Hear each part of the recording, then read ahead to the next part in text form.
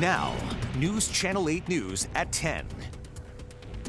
Good evening, I'm Kelly Lynn. We begin with the deadly Amtrak derailment. Investigators will soon begin examining the date and video recorders from the Amtrak train that crashed into a piece of heavy equipment on the tracks and derailed near Philadelphia. 2 people are dead, more than 30 passengers injured, and Roz Plater went to the scene to get the very latest developments. She joins us now live. Roz?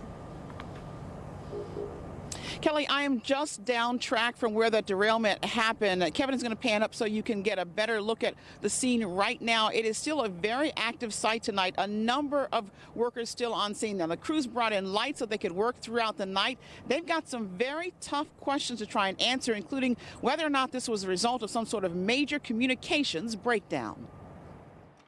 Teams of investigators working into the night looking for answers as to how the deadly crash could have happened.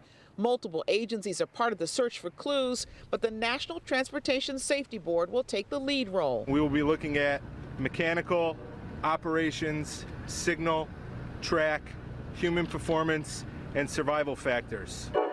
Here's what we know so far. The Palmetto number 89 train left New York headed for Savannah, Georgia Sunday morning.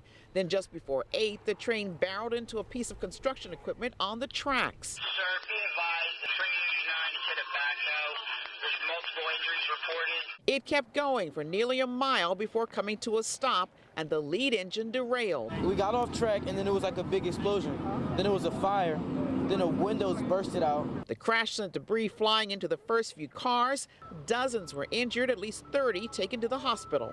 We now have our second DOA. 2 Amtrak workers on the ground were killed.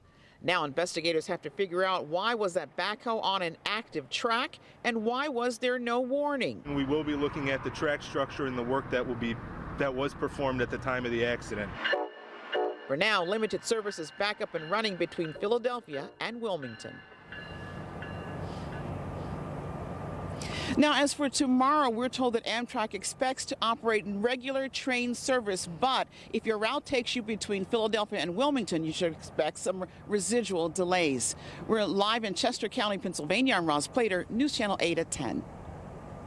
Don Ryan was heading home to Springfield, Virginia this morning after a weekend of visiting family in New York City. He was on that train reading a book in a window seat near the front of the 605 train out of New York's Penn Station when suddenly his relaxing ride came to an abrupt end.